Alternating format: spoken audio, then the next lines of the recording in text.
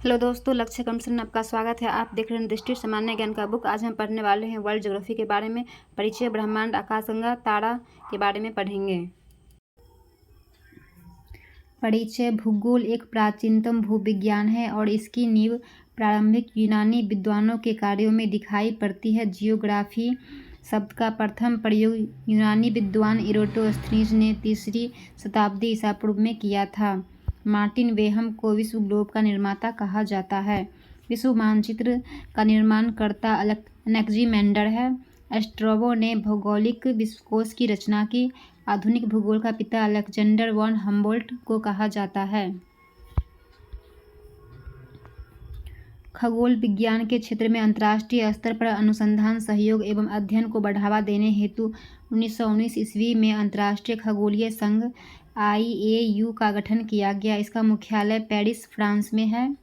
ब्रह्मांड का वैज्ञानिक अध्ययन कॉस्मोलॉजी कहलाता है।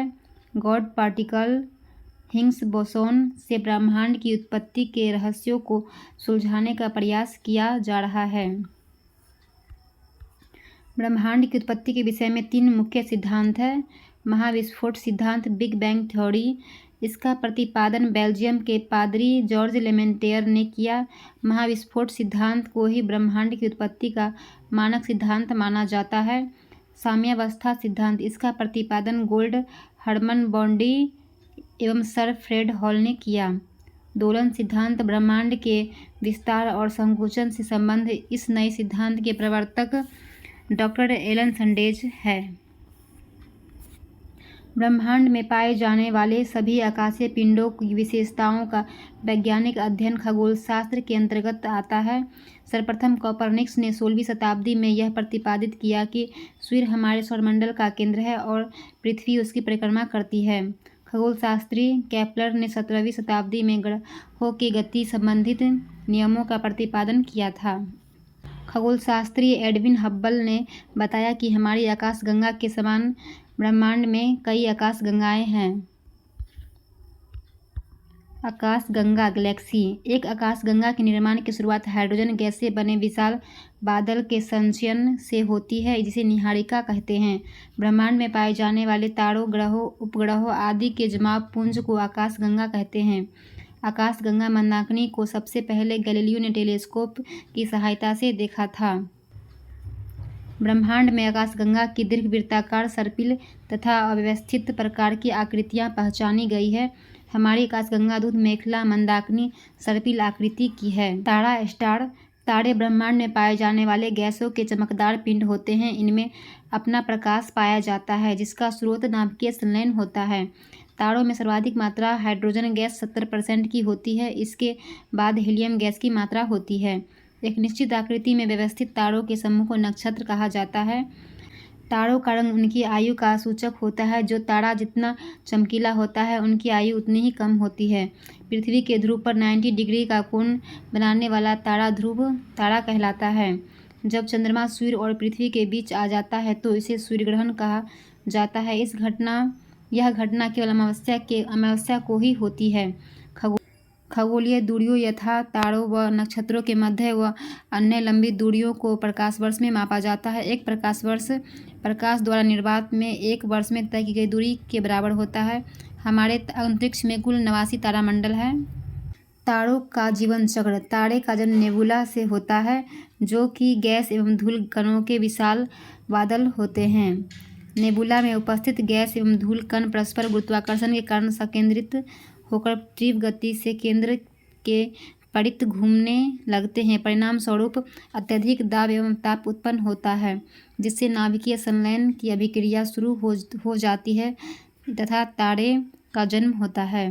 जब तारे के केंद्र में हाइड्रोजन समाप्त होने लगता है तो कोण में मौजूद पदार्थ संकुचित होता है, जिससे तापमान एवं दबाव में अत्यधिक वृद्धि होती है। यह दबाव तारे के बाह्य आवरण पर लगने वाले गुरुत्वाकर्षण बल के प्रभाव को कम कर देता है। परिणाम स्वरूप तारे का बाह्य आवरण अत्यधिक फैल जाता है तथा संपूर्ण तारा अत्यधिक विशाल तथा लाल रंग की दिखाई देने लगता है, जिसे लाल दानव कहते हैं। कम द्रव्यमान के तारे, जैसा कि सूर्य है, के कोण में मौजूद हीलियम कार्बन में परिवर्तित होने लगता है तथा कोर सिकुड़कर छोटा हो जाता है, जबकि तारे का बाह्य आवरण बाहर की ओर धकेल दिया जाता है। तारे का कोर अपनी नाभिकीय ऊर्जा को खोकर श्वेत वामन में तथा श्वेत वामन धीरे धीरे ठंडा होकर काला वामन में बदल जाता है। ऐसे तारों के केंद्र में, जिनका द्रव्यमान सूर्य के द्रव्यमान के 5 गुना या उससे अधिक होता है, तब जब हाइड्रोजन समाप्त हो जाती है तो वे लाल महादानव तारों में बदल जाते हैं। इन विशाल लाल महादानव तारों के कोर में इतना अधिक दबाव होता है कि इलेक्ट्रॉन और प्रोटॉन मिलकर न्यूट्रॉन का निर्माण करते हैं तथा अति सघन कोर को जन्म देते हैं। सुपरनोवा विस्फोट के बाद भी ये कोर बचे रह जाते हैं और न्यूट्रॉन तारे के रूप में जाने जाते हैं। कुछ न्यूट्रॉन तारे तीव्र गति से घूर्णन करते हैं तथा एक्स किरणों एवं गामा किरणों का उत्सर्जन करते हैं। इन न्यूट्रॉन तारों को पल्सर कहते हैं। यदि आरंभिक तारा अत्यधिक विशाल, सूर्य के द्रव्यमान अर्थात ms का लगभग 15 गुना से अधिक हो, तो यह न्यूट्रॉन तारा भी स्थिर नहीं रह पाता है तथा ब्लैक होल को जन्म देता है। सुपरनोवा विस्फोट के बाद यदि शेष बचे तारों कोर का द्रव्यमान 1.4 ms से 3 ms के बीच हो तो ये न्यूट्रॉन तारे की अवस्था में रहेंगे, परंतु यदि इनका द्रव्यमान 3m से अधिक हो तो ये न्यूट्रॉन तारे भी अस्थायी नहीं रहेंगे। अत्यधिक गुरुत्वाकर्षण के कारण कोर अपने ही गुरुत्व द्वारा निगल लिया जाता है तथा ब्लैक होल का जन्म होता है। 1.4 ms अर्थात सूर्य के द्रव्यमान के लगभग 1.4 गुना द्रव्यमान को चंद्रशेखर सीमा कहते हैं। यह किसी भी अस्थायी श्वेत बौने तारे के द्रव्यमान की अधिकतम संभावित सीमा है।